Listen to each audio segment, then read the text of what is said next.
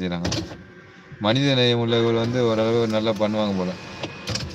நம்ம தமிழ்நாடு மாரி மனித நேயம் இல்லாதவைங்க நெறையா நேத்து ஒரு இலங்கை பெண் ஒரு காணொளி வெளியிட்டிருக்காங்க. சூப்பரா பேசியிருக்காங்க. டவுன்லோட் பண்ணி வச்சிருக்கேன்.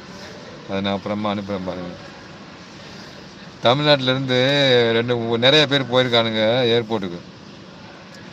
அதாவது கம்மியான டிக்கெட் 10,000 டிக்கெட் 5,000 டிக்கெட்டு கம்மியான சுத்தி பார்க்கறதுக்காக போயிருக்காங்க இலங்கையில. போயிட்டு வரும்போது தான் இந்த மாரி அசாதாரண சூழல்னால பாதிப்பு அடைஞ்சு ஏர்போர்ட்டுக்குள்ளே இருந்திருக்கானுங்க.